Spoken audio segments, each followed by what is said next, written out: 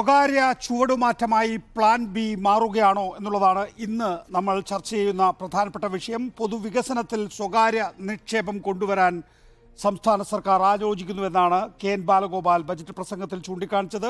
സർക്കാർ ആശുപത്രിയിൽ ഒരാൾക്ക് ചികിത്സ കിട്ടിയെങ്കിൽ കൂടുതൽ പണമടക്കാൻ സന്നദ്ധരാകുന്നവർക്ക് റെമിറ്റൻസ് അക്കൗണ്ട് ആരോഗ്യ സുരക്ഷാ ഫണ്ട് ഏർപ്പെടുത്തുന്നു. വിദ്യാഭ്യാസ മേഖലയിൽ പഠിച്ച വിദ്യാർത്ഥികൾക്ക് തങ്ങളുടെ വിദ്യാഭ്യാസ സ്ഥാപനത്തിന് സംഭാവന നൽകണമെങ്കിൽ എഡ്യൂക്കേഷണൽ പ്രൊമോഷൻ ഫണ്ട് ഏർപ്പെടുത്തുമെന്ന് പറയുന്നു. വിനോദസഞ്ചാര മേഖലയിൽ കൂടുതൽ സ്വകാര്യ നിക്ഷേപം പ്രോത്സാഹിപ്പിക്കുമെന്ന് പറയുന്നു. അതുപോലെ തന്നെ ഏറ്റവും പ്രധാനം വിദേശ സർവകലാശാലകളുടെ ക്യാമ്പസിന് അനുമതി നൽകുന്നു എന്നുള്ളതാണ്.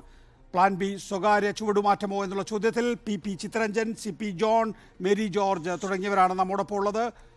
ആദ്യം ശ്രീ CP ജോൺ, താങ്കൾ എങ്ങനെ കാണുന്നു ബജറ്റിനെ?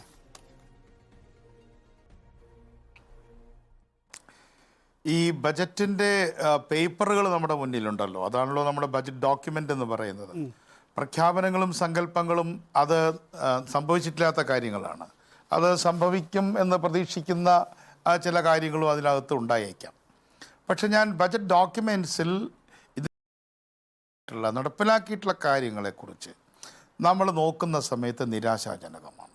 കാരണം നമ്മുടെ വികസനത്തെക്കുറിച്ചൊക്കെ നമുക്ക് പ്രസംഗിക്കാൻ വളരെ എളുപ്പമാണ്. പക്ഷേ ആ വികസനം എന്താണ് എന്നത് കൃത്യമായ ഫിഗേഴ്സിൽ പറയുമ്പോൾ നമുക്ക് അതിൻ്റെ കാര്യങ്ങൾ മനസ്സിലാവും. ഒരു ECG എടുക്കുന്ന പോലെയാണ്. എക്കണോമിക് റിവ്യൂ പുറത്തു വന്നു.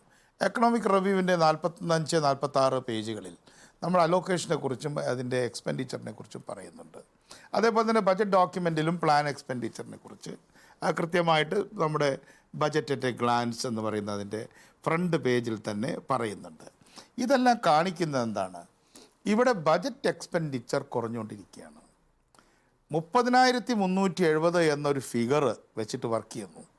അത് ഈ വർഷം, അടുത്ത വർഷം 30,370 നടപ്പ് വർഷവും 30,370 കഴിഞ്ഞ വർഷവും 30,370 എന്ന് പറഞ്ഞാൽ ₹1 പോലും വികസന ഫണ്ട് അഥവാ പ്ലാൻ ഫണ്ട് വർദ്ധിപ്പിക്കുന്നില്ല. ഇതിൻ്റെ അർത്ഥം എന്താ?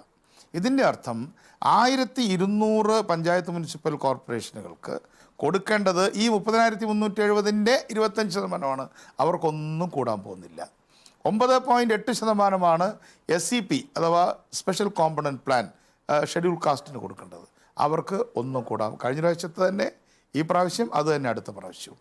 STP അത് 2.8%, 3,000 2.8, വലിയ വ്യത്യാസമില്ല. അതും കഴിഞ്ഞ വർഷം, ഈ വർഷം, അടുത്ത വർഷം ഒന്ന് തന്നെയാണ്. എന്തിനാണ് പിന്നെ ഒരു ഗവൺമെൻറ്? ഇവിടുത്തെ നാണ്യപ്പെരുപ്പത്തിൻ്റെ ഒരു 5% നാണ്യപ്പെരുപ്പുണ്ടെങ്കിൽ ആ 5% കൂട്ടണ്ടേ? സാധാരണ ഞങ്ങളൊക്കെ 10% കൂട്ടുന്ന സമയത്ത് പറയാറുണ്ട് നാണ്യപ്പെരുപ്പത്തിൻ്റെ 5% കുറച്ച് കാണിക്കണം. അപ്പം നാണ്യപ്പെരുപ്പത്തിനെ പോലും അഡ്ജസ്റ്റ് ചെയ്യാത്ത ഒരു വികസന ഫണ്ടാണ് പ്രഖ്യാപിച്ചിട്ടുള്ളത്. ഇനി നടപ്പാക്കുന്നതിനെക്കുറിച്ചുള്ള കണക്കുകൾ ഞാൻ വായിക്കുമ്പോൾ നിങ്ങൾ അത്ഭുതപ്പെടരുത്. പ്രധാനപ്പെട്ട വകുപ്പുകൾ നിങ്ങളിപ്പോൾ റിപ്പോർട്ട് ചെയ്യുന്നതായിട്ട് ഞാൻ കേട്ടു. അവിടെ പല മന്ത്രിമാർക്കൊക്കെ പ്രയാസമുണ്ട് എന്നൊക്കെ പറയുന്നു. ആ മന്ത്രിമാരുടെ അടക്കം വകുപ്പുകൾ ഞാൻ വായിക്കാം. അഗ്രികൾച്ചർ ആൻഡ് അലൈഡ് സെക്ടർ അത് CPI നോക്കുന്നതാണ്. 1,678 കോടിയാണ് 22-23 സ്റ്റേറ്റ് പ്ലാൻ ഔട്ട്ലേ. കേന്ദ്ര ഗവൺമെൻറ് അല്ലല്ലോ ഇതിന് ഉത്തരവാദിത്തം. 1,097 ഉറുപ്പികയാണ് ചിലവാക്കിയിട്ടുള്ളത്. കൃത്യമായ ഡോക്യുമെൻ്റാണ് പ്ലാനിംഗ് ബോർഡിൻ്റെ. 66.58 പേജ് നമ്പർ 46. ഇനി ഇൻഡസ്ട്രീസ് ആൻഡ് മിനറൽസ് P രാജീവിൻ്റെ വകുപ്പാണ്. 1,214 കോടിയാണ് ബജറ്റ് ഔട്ട്ലേ. 22-23 എല്ലാം ചെയ്തു കഴിഞ്ഞു. 603 കോടി രൂപയാണ് ചെലവഴിച്ചിട്ടുള്ളത്. എന്ന് പറഞ്ഞാൽ മറ്റൊരു 603 കോടി ലാപ്സായി. ഇനി റൂറൽ ഡെവലപ്മെൻറ്റ് 1,753 MP രാജേഷിൻ്റെ വകുപ്പാണ്. അതിൽ ചിലവാക്കിയിരിക്കുന്നത് 925 കോടി രൂപയാണ് ചിലവാക്കിയിട്ടുള്ളത്. 1,753-ൽ 925 കോടി രൂപ. അപ്പോൾ ഏതാണ്ട് 800 കോടി രൂപ അവിടെയും ചിലവഴിച്ചിട്ടില്ല. അത് ശതമാനം 52 കോടിയാണ്. ഞാൻ 3 ഡിപ്പാർട്ട്മെൻറ്റ് മാത്രമേ വായിക്കുന്നുള്ളൂ. ഹെൽത്ത് ഡിപ്പാർട്ട്മെൻറ്റ് ഭേദമാണ്, അവർ 93% ചിലവാക്കിയിട്ടുണ്ട്. എന്നാൽ ഞാൻ നേരത്തെ പറഞ്ഞ 1,200 ഗവൺമെൻറ്റുകളുണ്ടല്ലോ, ലോക്കൽ ഗവൺമെൻറ്റുകൾ, അവർ കൊടുത്തതിനേക്കാളും ചിലവാക്കി. എന്ന് പറഞ്ഞാൽ അവർ കഴിഞ്ഞ പ്രാവശ്യത്തെയും കൂടെ കുറച്ച് കുടിശ്ശിക ചിലവാക്കി. അവരുടെ പെർസെൻറ്റേജ് ബുക്ക് ചെയ്തിട്ടുള്ളത് 101%. അപ്പോൾ നമ്മുടെ പഞ്ചായത്ത് മുനിസിപ്പാലിറ്റി കോർപ്പറേഷനുകൾ ഏതാണ്ട് 100% ചെലവഴിച്ചപ്പോൾ നമ്മുടെ മുഖ്യ ഡിപ്പാർട്ട്മെൻറ്റുകൾ 50%, 49%, 65% ചെലവഴിച്ചു. എന്ന് പറഞ്ഞാൽ അതിൻ്റെ അർത്ഥം it is A failed government, അല്ലെങ്കിൽ ഫെയിൽഡ് ഗവർണൻസ് എന്ന് സൗകര്യത്തിന് വേണ്ടി പറയാം. അപ്പോൾ ഇവിടുത്തെ ഗവർണൻസ്, ഡെവലപ്മെൻറ്റ് ഗവർണൻസ് ഫെയിൽ ചെയ്തിരിക്കുന്നു. ഇതാണ് ഒന്ന്. രണ്ട്, പെൻഷൻ പോലുള്ള ആനുകൾ, റവന്യൂ എക്സ്പെൻഡിച്ചറാണ്. ആ കാര്യത്തിൽ 11 മാസത്തെ കുടിശ്ശിക എവിടെ? നിർമ്മാണ തൊഴിലാളി ക്ഷേമനിധി 20 ലക്ഷം പേര് അടയ്ക്കുന്നതാണ്. അതുപോലെ തന്നെ സാമൂഹ്യക്ഷേമം കൂട്ടുന്ന പലരും സ്പെക്കുലേറ്റ് ചെയ്തു. ഞാൻ വിചാരിച്ചിട്ടില്ല കൂട്ടുമെന്ന്, പക്ഷേ കൂട്ടിയില്ല, കൊടുക്കാം എന്നൊരു ഭംഗിവാക്ക് പറഞ്ഞ് അവസാനിപ്പിച്ചു. അടുത്തത് കിഫ്ബിയാണ്. പ്ലാനിന് പകരം പ്ലാൻ ബി, അതായിരുന്നു പ്ലാൻ ബി. ഞാനതിനെ പ്ലാൻ ബി എന്നാണ് വിളിച്ചിരുന്നത്. It died young. അത് 27,000 ചിലവാക്കി എന്ന് പറഞ്ഞ് 8 കൊല്ലം കൊണ്ട്. പക്ഷേ ഇന്ന് അതിലേക്ക് പുതിയ ഒരു പദ്ധതിയും വരുന്നില്ല. 4, പെൻഷൻ കൊടുക്കാൻ വേണ്ടിയിട്ടുള്ളൊരു കമ്പനി ഉണ്ടാക്കി. അതിനെക്കുറിച്ച് ലാമെൻറ്റ് ചെയ്യുന്നുണ്ട് ബജറ്റ് ഡോക്യുമെൻറ്റിൽ. കൃത്യം ഫിഗർ പറയാം. 35,000 കോടി രൂപ ലോൺ എടുത്തു, 24,000 കോടി രൂപ തിരിച്ചടച്ചു. പക്ഷെ അത് പൊതുകടത്തിൻ്റെ ഭാഗമായതുകൂടി അതും ഫെയിൽ ചെയ്തു. പിന്നെ എന്താ ഫെയിൽ ചെയ്യാത്തത്? ക്ഷേമ പെൻഷൻ ഫെയിൽ ചെയ്യുന്നു, ക്ഷേമനിധി ബോർഡുകൾ മരിക്കുന്നു, വികസന ഫണ്ടുകൾ ഇല്ലാതാവുന്നു, പ്ലാൻ ഫണ്ട് സ്റ്റാഗ്നേറ്റ് ചെയ്യുന്നു, SCP, TSP തുടങ്ങിയിട്ടുള്ള SC ST വിഭാഗങ്ങൾക്കുള്ളത് സ്റ്റാഗ്നേറ്റ് ചെയ്യുന്നു, പഞ്ചായത്തുകൾ സ്റ്റാഗ്നേറ്റ് ചെയ്യുന്നു. പിന്നെ ആരാണ് മുന്നോട്ട് പോകുന്നത്? മുന്നോട്ട് പോകുന്നത് സ്വപ്നങ്ങൾ മാത്രമാണ്. ഞാനെതിരല്ല. വിഴിഞ്ഞത്തിൻ്റെ അടിസ്ഥാനത്തിൽ ഒരു വലിയ സ്പെഷ്യൽ ഇക്കണോമിക് സോൺ, അതാണല്ലോ, അതിനെതിരല്ലേ CPM. ഇപ്പോൾ കുറച്ച് നന്നായതിന് എനിക്ക് വിരോധമില്ല കേട്ടോ. ബെറ്റർ ലേറ്റ് ദാൻ നെവർ എന്നാണ് പറഞ്ഞിട്ടുള്ളത്. അതുകൊണ്ട് MBRൻ്റെ കാലത്ത് തുടങ്ങിയതാണ് വിഴിഞ്ഞം. അന്നൊക്കെ ഉണ്ടായ കാര്യങ്ങളൊന്നും ഞാൻ പറയുന്നില്ല. അതൊന്നും ഇപ്പോൾ പഴങ്കഥ പറയേണ്ട സമയമല്ല. ഇപ്പോൾ CPM അങ്ങോട്ട് മാറി നന്നായി കഴിഞ്ഞാൽ ഞാൻ എന്തിനാ മോശമെന്ന് പറയുന്നു. അപ്പോൾ അവർ സ്പെഷ്യൽ ഇക്കണോമിക് സോൺ തുടങ്ങാൻ കേന്ദ്രമാണ് വേണ്ടത്. ഇപ്പം ചൈനീസ് മാതൃകയിൽ വിഴിഞ്ഞത്തിൽ, ചൈന എന്ന പേര് പറഞ്ഞുകൊണ്ട് ഞാൻ പറയുകയാണ്, സ്പെഷ്യൽ ഇക്കണോമിക് സോൺ മാതൃകയിൽ എന്ന് പറഞ്ഞാൽ മനസ്സിലാക്കാം. ചൈനീസ് മാതൃക എന്ന് പറഞ്ഞാൽ നമ്മളൊരു രാജ്യമാണോ കേരളം? അപ്പോൾ ഇന്ത്യ ഗവൺമെൻറ് അല്ലേ അത് ചെയ്യേണ്ടത്? ബാലഗോപാൽ വാസ്തവത്തിൽ അത് തിരുത്തേണ്ടതാണ്. SEZ മാതൃകയിൽ എന്ന് പറഞ്ഞാൽ അത് ഇന്ത്യക്കകത്തുള്ള നിയമങ്ങളാണോ ബാധകമായിട്ട് വരുന്നത്. ചൈനീസ് മാതൃക നമുക്കിവിടെ ഭരണഘടനയിൽ ചൈനീസ് ഭരണഘടനയല്ലോ. അതുകൊണ്ട് കേന്ദ്ര ഗവൺമെൻറ്റാണ് ഇത് ചെയ്യേണ്ടത്. Well and good. അങ്ങനെ ചെയ്താലും വിരോധമൊന്നുമില്ല. അങ്ങനെ ഒരു സ്പെഷ്യൽ ഇക്കണോമിക് സോൺ വരികയും ഡെവലപ്മെൻറ്റ് വരികയും കോറിഡോർ വരികയും ഇൻ്റർനാഷണൽ കോറിഡോർ വരികയും ഇൻ്റർനാഷണൽ യൂണിവേഴ്സിറ്റി അവരൊക്കെ ചെയ്യട്ടെ.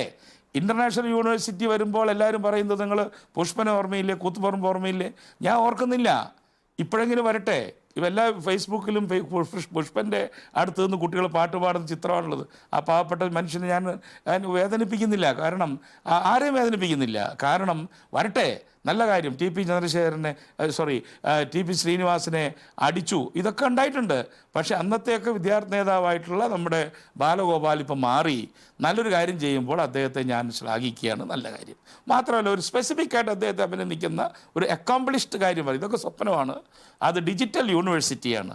ഡിജിറ്റൽ യൂണിവേഴ്സിറ്റിക്ക് പേറ്റൻറ്റുകൾ കിട്ടിയത് നല്ല കാര്യം.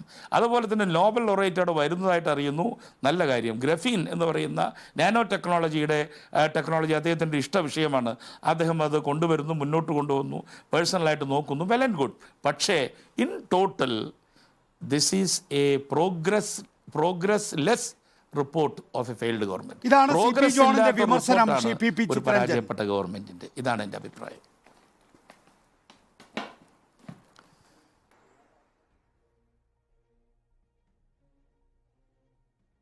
ബഹുമാനനായിട്ടുള്ള ശ്രീ CP ജോൺ, അദ്ദേഹം ഒത്തിരി കാര്യങ്ങളോട് വിശദീകരിച്ചു. അദ്ദേഹം മനഃപൂർവ്വം വിട്ടുകളഞ്ഞതാണോ അതോ ഇനി 2ാം ഘട്ടത്തിൽ പറയാനിരിക്കുന്നതാണോ എന്നെനിക്കറിഞ്ഞുകൂടാ. അദ്ദേഹം കേന്ദ്രത്തെക്കുറിച്ചൊരു അക്ഷരം പറഞ്ഞിട്ടില്ല. നമ്മുടെ സംസ്ഥാനം അടക്കം നേരിടുന്ന ഗുരുതരമായ സാമ്പത്തിക ഉപരോധം എന്ന് തന്നെ പറയാൻ കഴിയുന്ന നിലയിലേക്കുള്ള ഒരു സാഹചര്യം കോൺഗ്രസിന്റെ നേതാക്കന്മാരോ അല്ലെങ്കിൽ UDFന്റെ നേതാക്കന്മാരോ നന്ദിപ്രമേയ ചർച്ച കേട്ടിട്ടുള്ളവർക്കറിയാം. അവർ വളരെ ബുദ്ധിപൂർവ്വം അവിടെ പറഞ്ഞത് കേന്ദ്ര ഗവൺമെന്റ് കേരളത്തിന് മറ്റൊരു സ്റ്റേറ്റിനും കൊടുക്കാത്ത നിലയിൽ വാരിക്കോരി കൊടുത്തുകൊണ്ടിരിക്കുന്നു എന്നതിനെ സംബന്ധിച്ചാണ് റോജി ജോൺ അദ്ദേഹത്തിന്റെ അടിയന്തര പ്രമേയം കേരളത്തിന്റെ സാമ്പത്തിക പ്രതിസന്ധിയുമായി ബന്ധപ്പെട്ട് അവതരിപ്പിച്ചുകൊണ്ട് സംസാരിച്ചത്. എന്തായാലും എനിക്ക് ഒരു കാര്യത്തിൽ സന്തോഷമുണ്ട്.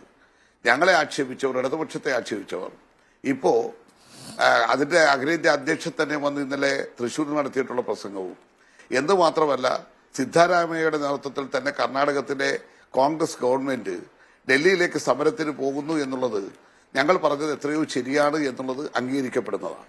ഞാനിത് ആമുഖമായി പറയാനിടയായത് മറ്റൊന്നും കൊണ്ടല്ല.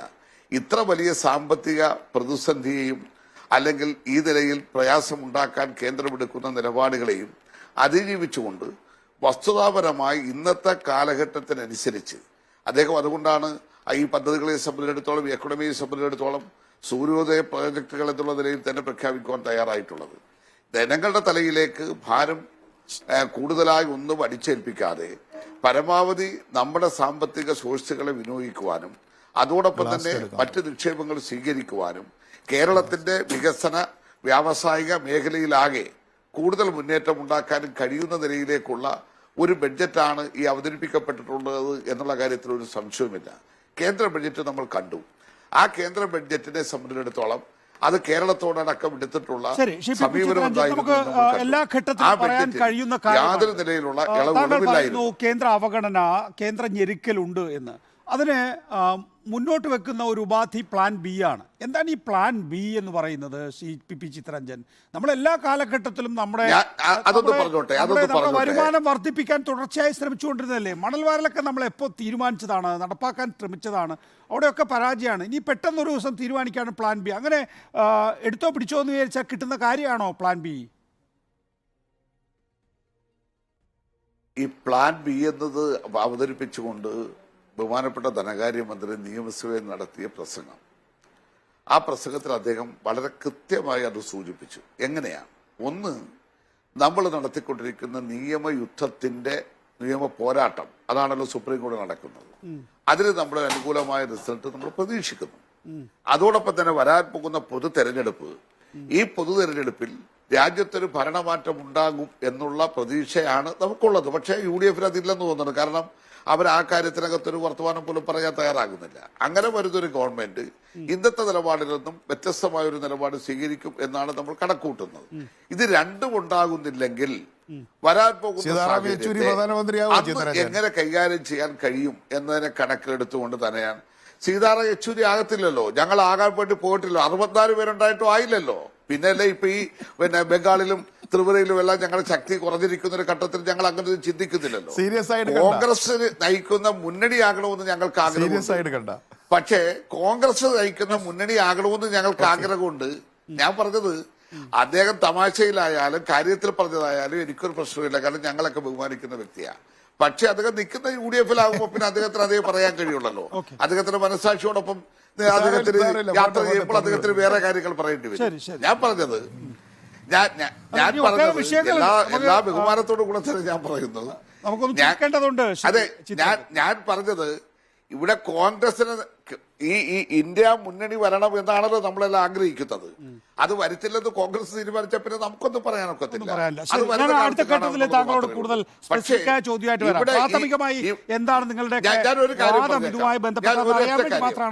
ഒരു കാര്യം ഒന്ന് പറഞ്ഞോട്ടെ.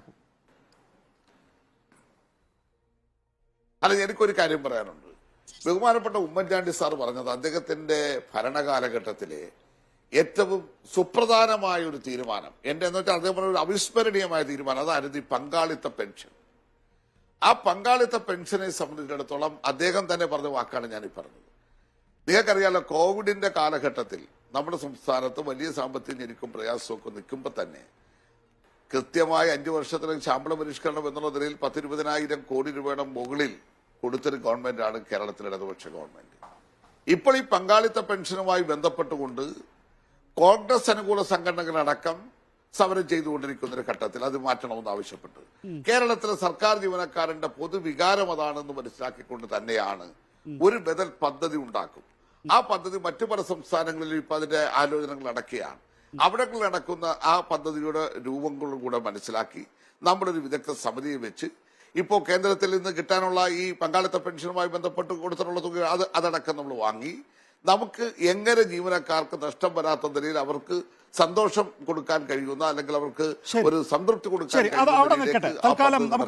താങ്കളുടെ വാദം അവസാനിപ്പിക്കാം. ശ്രീമതി മേരി ജോർജ്, നോക്കൂ, സ്വകാര്യ മേഖലയെ നിക്ഷേപത്തിനായി പ്രോത്സാഹിപ്പിക്കുന്നു, ജീവനക്കാരുടെ പിണക്കം മാറ്റുന്നതിന് വേണ്ടി നടപടികൾ എടുക്കുന്നു, ജനങ്ങളിൽ വലിയ ഭാരം അടിച്ചേൽപ്പിക്കാതിരിക്കുന്നു. അങ്ങനെ മാത്രമല്ല, അതിനുവേണ്ടി വലിയ നിലയിൽ നികുതി പിരിവൊന്നും ഉദ്ദേശിക്കുന്നില്ല എന്നുള്ളതും നമ്മൾ ബജറ്റിലൂടെ കണ്ടിട്ടുള്ളതാണ്. ഈ കാലഘട്ടത്തിൽ സാധ്യമായ ഒരു ബജറ്റ് എന്നുള്ള നിലയിൽ മാത്രമേ ഒരു അവകാശവാദം പോലും ഉണ്ടാവുള്ളൂ. ആ അവകാശവാദത്തിന് ബാലഗോപാലിന് അർഹതയുണ്ടോ, ശ്രീമതി മേരി ജോർജ്? അതായത് ബാലഗോപാലിൻ്റെ ഈ ബജറ്റിനെ പറ്റി അഭിപ്രായം പറയുകയാണെങ്കിൽ അദ്ദേഹം തുടങ്ങിയത് തന്നെ തകർക്കാൻ ശ്രമിച്ചാലും തളരുകയില്ല, തകരുകയില്ല. അങ്ങനെ പറഞ്ഞാണ് അദ്ദേഹം ആമുഖത്തിൽ തന്നെ ഈ ബജറ്റ് പ്രസംഗം തുടങ്ങുന്നത്. അപ്പോൾ ആരൊക്കെയോ സംസ്ഥാന ഗവൺമെൻറ്റിനെ തകർക്കാൻ ശ്രമിക്കുന്നു. അത് നേരത്തെ ശ്രീ ചിത്തരഞ്ജൻ പറഞ്ഞതുപോലെ തന്നെ ഫിനാൻസ് കമ്മീഷനാണ്, കേന്ദ്ര ഗവൺമെൻറ്റാണ് പ്രധാനമായിട്ടും. അതിൻ്റെ പുറകെ ഉള്ളൂ കേന്ദ്ര ഗവൺമെൻറ്, അതായത് ഫിനാൻസ് കമ്മീഷൻ്റെ ചെയ്തി അത്രയധികം അപകടകരമല്ല. അതായത് കേരളത്തെ മാത്രം അവഗണിക്കുന്ന ഒന്നല്ല, അതിൽ കുറച്ച് കഴമ്പുണ്ട് എന്ന് പറഞ്ഞാൽ അതിലേക്ക് ഞാൻ പോയാൽ പിന്നെ നമ്മുടെ ചർച്ച ആ വഴി പോകും. അതുകൊണ്ട് ഞാൻ അതിലേക്ക് പോകുന്നില്ല. ഒരു 10 മിനിറ്റ് സംസാരിക്കാനുണ്ട്, അത് വളരെ വ്യക്തമാക്കണമെങ്കിൽ. പക്ഷേ ഞാൻ ചിത്തരഞ്ജൻ പറഞ്ഞതിനോട് കൂടി ചേർത്ത് പറയുകയാണ്, ഒരു 25% കേരളത്തിൻ്റെ ധനപ്രതിസന്ധിയുടെ ഒരു 20-25% വേണമെങ്കിൽ നമുക്ക് കേന്ദ്ര ഗവൺമെൻറ്റിലും ഫിനാൻസ് കമ്മീഷനിലുമായിട്ട് പറയാം. പക്ഷേ ഇത് എല്ലാ സംസ്ഥാനങ്ങൾക്കും ഇതേ രീതിയിൽ തന്നെ, ഇതേ റേഞ്ചിൽ തന്നെ ഉണ്ടായിട്ടുള്ള ഒരു പ്രതിസന്ധിയാണ്. കേരളത്തിന് മാത്രം ഉണ്ടായിട്ടുള്ള പ്രതിസന്ധിയല്ല. കേരളത്തോട് മാത്രം കേന്ദ്രമോ ഫിനാൻസ് കമ്മീഷനോ ഒരു വിവേചനവും കാണിച്ചിട്ടുണ്ട് എന്ന് ഞാൻ വിശ്വസിക്കുന്നില്ല. അതായത് ഞാൻ വിശ്വസിക്കുന്നില്ല എന്ന് പറഞ്ഞാൽ സ്റ്റാറ്റിസ്റ്റിക്സിന്റെ പിൻബലത്തോടെയാണ് ഞാൻ പറഞ്ഞത്. ഞാൻ വിശ്വസിക്കുന്നില്ല. അവസരങ്ങൾ ബജറ്റ് ദിനമാണല്ലോ, നമ്മൾ ഈ കേന്ദ്രത്തിന്റെ അവഗണന ചർച്ച ചെയ്യാൻ നിരവധി അവസരങ്ങൾ വരും. അതിന് പ്രാഥമികമായി കാര്യങ്ങൾ പറഞ്ഞ് ബജറ്റിലേക്ക് വരും. അതെ. അപ്പോൾ ഈ പ്ലാൻ ബിയെ പറ്റി ചോദിച്ചല്ലോ. ഞാൻ 2022 ഈ CPM-ന്റെ ഒരു നയരേഖ അത് പത്രങ്ങളിൽ വന്നത് ഞാൻ കട്ട് ചെയ്ത് വെച്ചിരുന്നു. അത് ഇന്ന് ഞാൻ എടുത്ത് വായിക്കാൻ ഇടവന്നു. അപ്പോഴാണ് എനിക്ക് ഈ സ്വകാര്യ മേഖലയെ ഉൾപ്പെടുത്തിക്കൊണ്ടുള്ള ഒരു വികസന നയരേഖ 2022 CPM എല്ലാ പാർട്ടികളും ഉണ്ടോയെന്ന് എനിക്ക് ഓർമ്മയില്ല, പുറത്തു വന്നിരുന്നു. അതിൻ്റെ ഒരു പേപ്പർ കട്ടിംഗ് ആണ് എനിക്കിന്ന് കിട്ടിയത്. അതിൽ നിന്നാണ് ഞാനത് മനസ്സിലാക്കുന്നത്. അപ്പോൾ അത് ആ പറഞ്ഞ നയരേഖയിൽ പറഞ്ഞിരിക്കുന്ന സ്വകാര്യ പങ്കാളിത്തത്തോടു കൂടിയുള്ള വികസനമാണ് ബി എന്ന് പറഞ്ഞാൽ, ബി ലൈൻ എന്ന് പറഞ്ഞാൽ തീർച്ചയായിട്ടും അത് ഇന്നത്തെ ബജറ്റിൽ കൃത്യമായിട്ട് നമുക്ക് കാണാം. ഉദാഹരണത്തിന് 25 സ്വകാര്യ വ്യവസായ പാർക്കുകൾ എന്ന് പറഞ്ഞിട്ടുണ്ട്. അപ്പോൾ നാച്ചുറലി സ്വകാര്യ പങ്കാളിത്തം താല്പര്യപ്പെടുന്നു എന്ന് തന്നെ വേണമല്ലോ വിശ്വസിക്കാനായിട്ട്. അപ്പോൾ അതിൻ്റെ ഫീസിബിലിറ്റി എത്രയുണ്ട് എന്ന് നോക്കുമ്പോൾ നമ്മൾ ഈ 25 സ്വകാര്യ വ്യവസായ പാർക്കുകളെ നവകേരള നയരേഖ എന്ന വ്യവസായ പാർക്കുമായിട്ട് താരതമ്യം ചെയ്യേണ്ടി വരും. ഈ സ്വകാര്യ നിക്ഷേപം അല്ലെങ്കിൽ വിദേശ സർവകലാശാലകളുടെ ക്യാമ്പസ് പിന്നീട് കണ്ണൂർ പാർട്ടി കോൺഗ്രസ് അംഗീകരിച്ച ആ നയരേഖയിൽ നിന്നല്ല പ്ലാൻ ബി എന്ന് പറയുന്നത് നേരത്തെ വരുത്തിയ മാറ്റങ്ങളാണ് നമ്മൾ മേരി ജോർജ് പറഞ്ഞത്. പക്ഷേ പ്ലാൻ ബി എന്ന് പറയുന്നത് ഇനി ആലോചിച്ച് കണ്ടുപിടിക്കണം. അതെ, അതായത് ഈ സ്വകാര്യവൽക്കരണം തന്നെ കൂടുതൽ കടുപ്പത്തിൽ ഏതെങ്കിലും രാജ്യങ്ങളുടെ സഹകരണത്തോടു കൂടിയൊക്കെ ആണോ അത് എനിക്ക് അറിഞ്ഞുകൂടാ. പക്ഷേ ഇങ്ങനെ ഒരു നയരേഖയിൽ ഞാൻ കണ്ടു, സ്വകാര്യവൽക്കരണത്തിന് പ്രാധാന്യം കൊടുക്കുന്ന ഒരു നയരേഖ ഇവർ അംഗീകരിച്ചതായിട്ട് ഞാൻ കണ്ടു. അപ്പോഴാണ് ഞാൻ അങ്ങനെ അത് ഒത്തു നോക്കുമ്പോൾ 25 സ്വകാര്യ വ്യവസായ പാർക്കുകൾക്ക് ഉള്ള തീരുമാനമുണ്ട്. അപ്പോൾ നികേഷ് കുമാർ, ഈ 25 സ്വകാര്യ പാർക്കുകൾ എന്ന് പറഞ്ഞാലും ഈ സ്വകാര്യവൽക്കരണം എന്ന് പറഞ്ഞാൽ ഇവിടെ ഒരു പ്രതിസന്ധി ഉള്ളത് എന്താണെന്ന് വെച്ചാൽ, പുഴയ്ക്കൽ വ്യവസായ പാർക്ക് അത് സംസ്ഥാന ഗവൺമെൻറ് ബഹുകോടികൾ ചെലവഴിച്ച് തുടങ്ങിയ പാർക്കാണ്. 2 ഘട്ടമായിട്ട് അതിൽ വന്ന പ്രവാസി വ്യവസായികളും കേരളത്തിൽ നിന്നുള്ള വ്യവസായികളും ഒക്കെ വച്ചൊഴിഞ്ഞ് അന്യ സംസ്ഥാനങ്ങളിലേക്ക് പോകുന്ന സ്ഥിതിയാണ് നമ്മൾ കണ്ടത്. ഇപ്പോഴും അവിടെ വ്യവസായങ്ങളൊന്നും പച്ച പിടിച്ചിട്ടില്ല. അപ്പൊ അങ്ങനെയുള്ള ഒരു സംസ്ഥാനം, അതിനെന്താണ് വേണ്ടത്? അതിന് വേണ്ട ചില പ്രാഥമിക നടപടികളുണ്ട്. അതാണ് ട്രേഡ് യൂണിയനുകളെ നിയമത്തിന്റെ വഴിക്ക് കൊണ്ടുവരിക.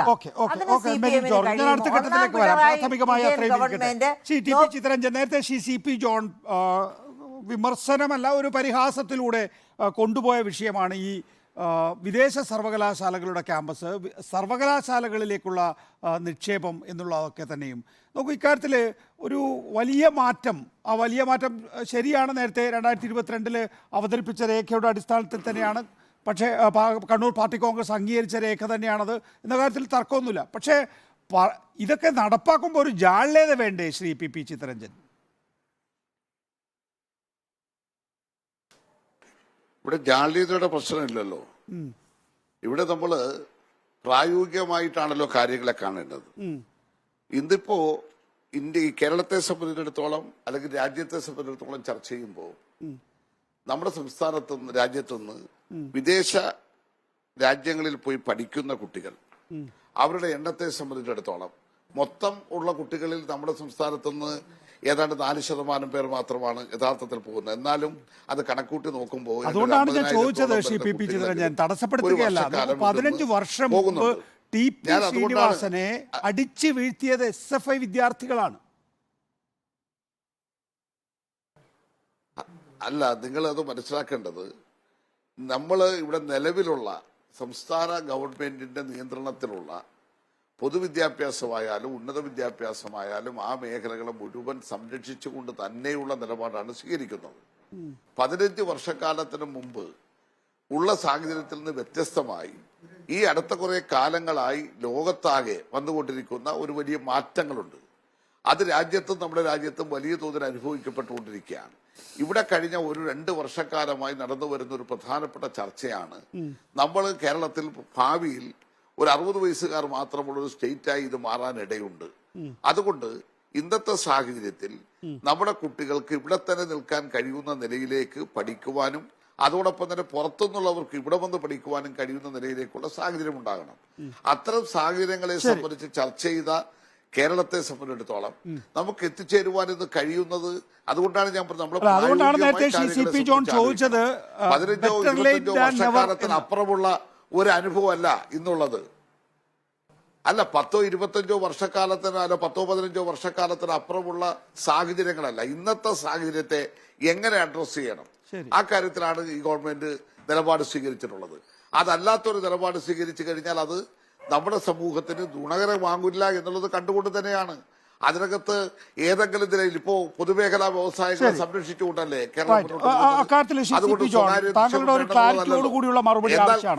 വിദ്യാഭ്യാസ മേഖലയിൽ മാത്രമല്ല ആരോഗ്യ ടൂറിസം മേഖലകളിൽ കൂടി സ്വകാര്യ നിക്ഷേപം കൂടുതലായി ആകർഷിക്കുക. നോക്കൂ, നേരത്തെ ശ്രീമതി മേരി ജോർജ് ചൂണ്ടിക്കാണിച്ചതുപോലെ ഇതായിരിക്കാം പ്ലാൻ ബി എന്നുള്ളത് ഒരു അനുമാനം മാത്രമാണ്. പക്ഷേ അതെന്താണ് എന്ന് ശ്രീ കെ എൻ ബാലഗോപാൽ വ്യക്തമാക്കിയിട്ടില്ല. അപ്പോൾ ഇത് യഥാർത്ഥത്തിൽ നേരത്തെ നവകേരള നയരേഖയുടെ അടിസ്ഥാനത്തിൽ കണ്ണൂർ പാർട്ടി കോൺഗ്രസ് അംഗീകരിച്ച തീരുമാനമാണ്. അതുകൊണ്ട് തന്നെ ഇതിനകത്ത് ഏതെങ്കിലും തരത്തിലൊരു നയം മാറ്റമില്ല, നേരത്തെ തീരുമാനിച്ച നയം തന്നെയാണ്. പക്ഷെ പ്ലാൻ ബി എന്താണ് എന്നുള്ളത് ആലോചിച്ച് കണ്ടുപിടിക്കണം എന്നുള്ളതാണ് കെ എൻ ബാലഗോപാൽ. അല്ല, ഇതിലിപ്പോൾ ഞാൻ പറയട്ടെ. പറയൂ സാർ. ഇതിലെ 2 പോയിന്റുകൾ വളരെ ഭംഗിയായിട്ട് ബാലഗോപാൽ പറഞ്ഞിട്ടുണ്ട്. അത് 100% സൗജന്യമാണല്ലോ ഫലത്തിൽ സ്കൂളുകളും ആശുപത്രികളും. അതെ, സ്കൂളുകൾ 100%ആണ്. ആശുപത്രികളിൽ ചില സർവീസിനൊക്കെ ചാർജസ് പിന്നെ 2 റുപ്യ 3 റുപ്യ അങ്ങനെ തൊട്ട് ചില ഓപ്പറേഷൻ അങ്ങനെയാണല്ലോ പഠിച്ചത്. ഞങ്ങൾ വെച്ചിട്ടുള്ള പ്രകടനപത്രിക എഴുതുന്നതിൽ അല്ല, സ്കൂളിൽ നമ്മളൊക്കെ പഠിച്ചു, ഹോസ്പിറ്റലിൽ ചെറിയ പൈസയുണ്ട്. അപ്പോൾ ഞങ്ങൾ വെച്ച പ്രകടനപത്രികയിൽ ഞാൻ തന്നെയായിരുന്നു അതിൻ്റെ ഒരു കൺവീനർ. നോബിൽ ഹോസ്പിറ്റൽ, ബില്ലേ ഇല്ലാത്ത ആശുപത്രി. ഇപ്പം ഇന്ന് ഇന്ത്യയിൽ വളരെ കുറച്ചേ ഉള്ളൂ. ഒന്ന് സത്യസായിബാബയുടെ ആശുപത്രിയാണ്, അദ്ദേഹത്തിന് ഒരുപാട് കോൺട്രിബ്യൂഷൻ കിട്ടുന്നുണ്ട്. മറ്റൊന്ന് പോണ്ടിച്ചേരി ജിപ്മർ പോലുള്ള ആശുപത്രിയാണ്. അവിടെ നമുക്ക് വാക്ക് ഇൻ വാക്ക് ഔട്ട്, ആശുപത്രിയിലേക്ക് പോകാം, ആശുപത്രിയിൽ നിന്ന് എല്ലാ ചികിത്സ എടുത്തിട്ട് പുറത്തു വരാം. ഇതാണ് നമ്മുടെ സ്വപ്ന ആശുപത്രി എന്ന് പറയുന്നത്. കാരണം ആളുകൾക്ക് ഈ രോഗം മാത്രമല്ല, രോഗത്തിന് വേണ്ടിയുടെ ചെലവ് അവരുടെ ടെൻഷൻ കൂട്ടുന്നുണ്ടെന്നുള്ള ധാരാളം പഠനങ്ങളുണ്ട്. അതവിടെ നിൽക്കട്ടെ. അമേരിക്ക പോലും ആ കാര്യത്തിൽ വളരെ ഒരു ചീത്ത ഉദാഹരണമാണ്. ഇപ്പോൾ ബാലഗോപാൽ വളരെ സൗമ്യമായിട്ട് ചെയ്ത 2 കാര്യങ്ങൾ. ഒന്ന്, നിങ്ങൾക്ക് സ്കൂളിന് സംഭാവന ചെയ്യാം. അപ്പോൾ നിങ്ങൾ പഠിച്ച അലൂമിനി കളക്ഷൻ പദ്ധതി മാത്രമാണ് താങ്കൾ നേരത്തെ സൂചിപ്പിച്ചതുപോലെ. നമുക്ക് ഈ വിദേശ നിക്ഷേപത്തിലൊന്ന് നിന്നാലോ? യെസ്, അതിലേക്ക് വരാം. അല്ല, പക്ഷേ ഇത് 2 വളരെ ഇമ്പോർട്ടൻ്റ് ആണ്. അതായത് ആരോഗ്യ വിദ്യാഭ്യാസ മേഖലകളിൽ ഭണ്ഡാരം വയ്ക്കുകയാണ്. ഓരോ ഭണ്ഡാരം വെച്ചിരിക്കുക. ഭണ്ഡാരം ഉള്ള പള്ളിയുണ്ട്, ഇല്ലാത്ത പള്ളിയുണ്ട്. അപ്പോൾ ഭണ്ഡാരം വെച്ചിരിക്കുന്നു, അവിടെ വേണമെങ്കിൽ പൈസ ഇടാം. അപ്പോൾ അങ്ങനെ പൈസ ഇടുന്നവർക്ക് നിർബന്ധിച്ച് നമ്മുടെ സദസ്സ് ഉണ്ടല്ലോ, പിണറായി വിജയൻ പോയ സദസ്സ്, അതുപോലെ കുറേശ്ശെ പൈസ ഇടിക്കുക. Nothing wrong in it. അപ്പോൾ ഞാൻ എൻ്റെ അഭിപ്രായത്തിൽ ലോക്കലായിട്ടുള്ള ഇനിഷ്യേറ്റീവ് എടുത്ത് പഠിച്ച കുട്ടികൾ, അഭിപ്രായം. അപ്പോൾ എൻ്റെ അഭിപ്രായമാണത്. കാരണം ഒരു കുട്ടി ജനിച്ചു, ആ കുട്ടി അവിടുത്തെ വലിയൊരു നേതാവ് അല്ലെങ്കിൽ ഒരു പണക്കാരനായി. ഞാൻ ജനിച്ച ആശുപത്രിയാണ്, 1 ലക്ഷം രൂപ കൊടുത്തു കളയാം, വെൽ ആൻഡ് ഗുഡ്. ഇപ്പോൾ തൃശ്ശൂർ സെൻറ് തോമസ് കോളേജ് ഞാൻ ചെന്നപ്പോൾ അവിടുത്തെ ഞങ്ങളുടെ പ്രൊഫസറായിരുന്ന പിന്നെ സാറിൻ്റെ ഒരു പേരിലെ അദ്ദേഹത്തിൻ്റെ പേരിൽ 10 ലക്ഷം എല്ലാ വർഷവും കൊടുക്കുകയാണ് ഒരു കുട്ടി. അമേരിക്കയിൽ ആ കുട്ടിക്ക് പേറ്റൻ്റ് എല്ലാം ഉണ്ട്. അപ്പോൾ അത് തന്നെ അടിസ്ഥാനത്തിൽ അവിടെ റിസർച്ച് നടക്കുന്നുണ്ട്. അവൾ ഐ ഐ ടികൾ നല്ല ഈ അലൂമിനി ഫണ്ട് വാങ്ങുന്നുണ്ട്. Well and good, not bad. നമുക്ക് സ്വകാര്യ നിക്ഷേപത്തിലേക്ക് വരാം. സ്വകാര്യ നിക്ഷേപത്തിന് ആരാണ് എതിര്? ഇപ്പം അവർ പറയുന്നുള്ളൂ ഞങ്ങളോട് സഹകരിക്കണം, ഞങ്ങൾ നേരത്തെ സഹകരിച്ചിരിക്കുന്നതാ. സ്വകാര്യ നിക്ഷേപം കൊണ്ടുവരൂ. സ്വകാര്യ നിക്ഷേപം കൊണ്ടുവരുന്നതിന് ആരാണ് എതിർപ്പ്? കേന്ദ്രത്തിൽ പിന്നെ ബംഗാളിലെ ഗവൺമെൻറ് പോലും സ്വകാര്യ നിക്ഷേപം കൊണ്ടുവരണമെന്ന് ജ്യോതിബാസു പറഞ്ഞതാണ്. പിന്നെ കൊണ്ടുവന്നത് ബുദ്ധദേവ് വളഞ്ഞ വഴി കൂടെ കൊണ്ടുവന്ന് വലിയ പ്രശ്നങ്ങളുണ്ടായി. അപ്പോൾ സ്വകാര്യ നിക്ഷേപം കൊണ്ടുവരുന്നതിന് ഇവിടെ കോൺസെൻസസ് ഉണ്ട്. ഞങ്ങളാണ് ജിമ്മ് കൊണ്ടുവന്നത്, ഞങ്ങളാണ് ഇൻവെസ്റ്റ്മെൻറ്റ് മീറ്റ് നടത്തിയത്. അന്നൊക്കെ അതിനെ ജിമ്മിനെയൊക്കെ കളിയാക്കി കിമ്മെന്നും ഗുമ്മെന്നൊക്കെ പറഞ്ഞ് കളിയാക്കിയെങ്കിൽ അതൊക്കെ പോട്ടെ. എന്തായാലും ഇപ്പോൾ കേരളത്തിൽ ഒരു കോൺസെൻസസ് ഉണ്ടായിരിക്കും. ആ കോൺസെൻസസ് സ്വകാര്യ നിക്ഷേപം കൊണ്ടുവരാം എന്നതാണെങ്കിൽ ഞങ്ങളതിന് സ്വാഗതം ചെയ്യാണ്. കൊണ്ടുവന്നിട്ട് നമുക്ക് സംസാരിക്കാം, ഞങ്ങൾ എതിർക്കാനില്ല. പക്ഷേ എങ്ങനെ കൊണ്ടുവരും? ടൂറിസത്തിൽ എങ്ങനെയാണ് കൊണ്ടുവരാൻ പോകുന്നത്? ആ ടൂറിസത്തിൽ കൊണ്ടുവരുന്നതിൻ്റെ നിങ്ങൾ പ്ലാൻ ബി എന്നൊക്കെ പറഞ്ഞല്ലോ, എന്താണ് അതിൻ്റെ ഒരു ബ്ലൂ പ്രിൻ്റ് എന്താണ്? ഇനിയിപ്പോൾ കോൺസെപ്റ്റ് കഴിഞ്ഞല്ലോ, ഇനി അതിൻ്റെ ഒരു വിഷനും മിഷനും ഉണ്ടല്ലോ. വിഷൻ പറഞ്ഞല്ലോ, വിഷൻ നമുക്ക് തർക്കമില്ലല്ലോ. അതുകൊണ്ട് നിങ്ങൾ മിഷൻ പറയൂ. കാരണം മെയ്യിൽ വേറെ സർക്കാർ വരുമല്ലോ, അപ്പൊ പിന്നെ ഈ പ്ലാൻ ബി വേണ്ട, പ്ലാൻ എയിൽ തന്നെ ഓടാം. അല്ല, മെയ്യിൽ വേറെ സർക്കാർ വന്നാലും ഈ പ്ലാൻ ബി നടപ്പാക്കിക്കോളൂ എന്നാണ് ഞാൻ പറയണത്. ഇപ്പോൾ കേരളത്തിലെ 14 ജില്ലകളെ 14 തരത്തിലാണ് നമ്മളെല്ലാം കാണുന്നത്. കാരണം പെർ ക്യാപിറ്റ GDP ഓരോ ജില്ലയിലും ഓരോന്നാണ്. ഉദാഹരണത്തിന് 1ാം സ്ഥാനത്ത് എറണാകുളം നിൽക്കുമ്പോൾ ലാസ്റ്റാണ് വയനാടും, 13ാം സ്ഥാനത്താണ് മലപ്പുറവും. അപ്പോൾ ഓരോ ജില്ലയ്ക്കും ഓരോ പ്ലാൻ വേണം. ഡിസ്ട്രിക്ട് പ്ലാൻ ഉണ്ടാക്കിയിട്ടുണ്ട് പ്ലാനിങ് ബോർഡ്, പക്ഷെ അതൊന്നും കിഫ്ബി ഒന്നും എടുത്ത് നോക്കിയൊന്നുമില്ല. അപ്പോൾ ഓരോ ഡിസ്ട്രിക്റ്റിനും ഓരോ പ്ലാൻ ഉണ്ടാക്കിക്കൊണ്ട് നമ്മുടെ ഒരു ഡിസ്ട്രിക്റ്റ് എന്ന് പറയുന്നത് യൂറോപ്പിലെ ചെറിയൊരു രാജ്യമാണ്. യൂറോപ്പിലെ ഒരു ചെറിയ രാജ്യത്തിന്റെ വലുപ്പമുണ്ട്, ജനസംഖ്യയുണ്ട് നമ്മുടെ ഒരു ഡിസ്ട്രിക്റ്റിന്. അപ്പൊ ഓരോ ഡിസ്ട്രിക്റ്റുകൾക്കും ഓരോ പ്ലാൻ ഉണ്ടാക്കാം. അവരുടെ ഡിസ്ട്രിക്ട് പ്ലാൻ എന്ന് പറയുന്നത് സ്വാശ്രയ കാര്യത്തിനകത്ത്, ഇപ്പോ വിദേശ സർവകലാശാലകളുടെ ക്യാമ്പസ് അനുവദിക്കുന്ന കാര്യത്തിനകത്ത് SFI DYFIയുടെ സമരങ്ങളെല്ലാം നമുക്ക് ഓർമ്മയുണ്ട്. ഇപ്പോൾ അന്നത്തെ വിദ്യാർത്ഥി യുവജന നേതാവായിരുന്ന KN ബാലഗോപാൽ തന്നെയാണ് ഇതിലൊക്കെ തന്നെയും മാറ്റം വരുത്തുന്നത്. അതിലൊന്നും കളിയാക്കാൻ തോന്നുന്നില്ലേ ജോണിന്? എനിക്ക് പറ്റാവുന്ന തരത്തിലൊക്കെ ചെയ്തല്ലോ. പിന്നെ ഞാൻ ഒരാളെ വളരെ മോശമാക്കണ്ട. കാരണം നല്ല കാര്യം ചെയ്യാൻ പോകുമ്പോൾ നമ്മളിതിനെ തടസ്സപ്പെടുത്തുന്നത് ഇനി നമ്മൾ കളിയാക്കിയതുകൊണ്ട് ചെയ്യാതിരിക്കണ്ട. അതുകൊണ്ട് ഒരു സോളമൻ സിസ്റ്റമാണ് ഞാൻ എടുക്കുന്നത്. കുട്ടിയെ 2ആയി മുറിക്കണ്ട. പക്ഷെ ക്രൂരമായ സംഭവങ്ങൾ, താങ്കളുടെ പിതാവിനടക്കം അനുഭവങ്ങളുണ്ടല്ലോ. അവിടെ കൂത്തുപറമ്പ് എന്ന് പറയുന്ന സ്ഥലത്ത് ഒരു പ്രശ്നം ഉണ്ടായിരുന്നില്ല. ആ കൂടെ പരിയാരം മെഡിക്കൽ കോളേജ് തുടങ്ങിയതാണ് ആകെ ഒരു പ്രശ്നം. ആ പ്രശ്നത്തിൻ്റെ പേരിൽ അന്ന് അങ്ങയുടെ സഹോദരൻ അവിടെ കല്യാണത്തിൻ്റെ ഒരുക്കങ്ങൾ ചെയ്ത വീടായിരുന്നുള്ള കത്തിച്ച് കളഞ്ഞില്ലേ? അപ്പോൾ ആ തരത്തിലുള്ള കാര്യങ്ങളും ഞാൻ ഇപ്പോൾ പോസിറ്റീവ് ഡിമെൻഷ്യ എന്ന് പറയും ചൈനീസ് കമ്മ്യൂണിസ്റ്റ് പാർട്ടി. ചില കാര്യങ്ങൾ അങ്ങ് മറന്നു കളയാ. കാരണം അത് ഓർത്തുകൊണ്ടിരുന്നിട്ട് വലിയ പ്രയോജനമില്ല. കാരണം അത് ഓർത്തിട്ട് ഒരു പ്രയോജനം ഭാവിയിലേക്കില്ല. അപ്പം അതുകൊണ്ട് അതൊക്കെ നമുക്ക് ഓർമ്മയിലുണ്ട്, പക്ഷെ ഒന്നും പറയുന്നില്ല. അതുകൊണ്ട് ഇത്തരം കാര്യങ്ങൾ ചെയ്യട്ടെ. ഓരോ ഡിസ്ട്രിക്റ്റിനും ഓരോ പ്ലാൻ കൊണ്ടുവരട്ടെ. സ്റ്റേറ്റിന് മൊത്തമായിട്ട് കൊണ്ടുവരാൻ കഴിയില്ല. ഇപ്പോൾ വിഴിഞ്ഞെന്ന് പറഞ്ഞു, ആ കാര്യത്തിൽ ഡിബേറ്റബിൾ ആണ്. SEZ ആണോ അതോ ചൈനീസ് മോഡലാണോ? ചൈനീസ് മോഡലാണെങ്കിൽ ഇൻകം ടാക്സ് അടക്കമുള്ള പ്രശ്നങ്ങൾ വരും.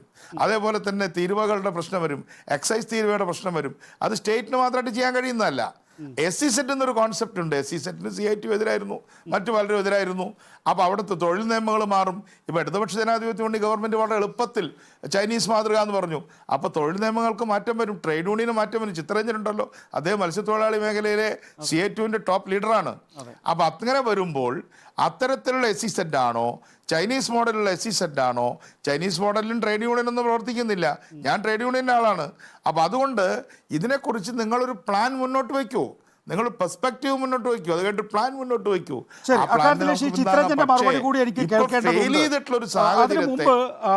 മേരി ജോർജിലേക്ക് പോട്ടെ. ശ്രീമതി മേരി ജോർജ്, ഈ ചൈനീസ് മാതൃകയെ കുറിച്ച് പറയുമ്പോൾ അല്ലെങ്കിൽ ഈ വികസന സോണിനെ കുറിച്ച് പറയുമ്പോൾ നമുക്ക് നല്ല ആശയമല്ലേ അത് നമുക്ക് നടപ്പാക്കാൻ കഴിയും? കാരണം ഇന്നത്തെ കാലഘട്ടത്തിൽ നമുക്ക് 1 സെൻറ്റ് പോലും ഭൂമി ഏറ്റെടുക്കാൻ കഴിയാത്ത സാഹചര്യമാണ്.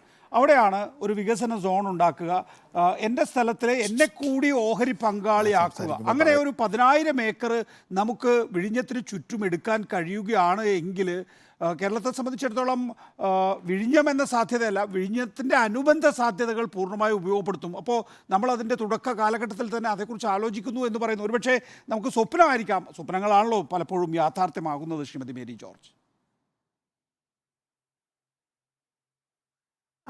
അതിപ്പോൾ മിസ്റ്റർ ജോൺ പറഞ്ഞതുപോലെ തന്നെ നമുക്ക് വികസനം കൊണ്ടുവരുന്ന തരത്തിലുള്ള ഒരു മാറ്റം, ഒരു ദിശാമാറ്റം തീർച്ചയായിട്ടും അനുപേക്ഷണീയമാണ്. ഇപ്പോൾ കേരളത്തിൻ്റെ ഒരു അവസ്ഥ അനുസരിച്ച് നോക്കുമ്പോൾ നമുക്ക് വികസനം കൊണ്ടുവന്നേ തീരൂ.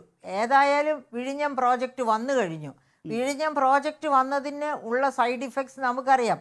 അതിൻ്റെ അതായത് അവിടെ സമുദ്രതീരത്തുണ്ടായിരുന്ന തീരദേശവാസികളെ മുഴുവനും നരകത്തിലേക്ക് തള്ളി വിട്ടുകൊണ്ടാണ് ആ പ്രോജക്റ്റ് കൊണ്ടുവന്നിട്ടുള്ളത്.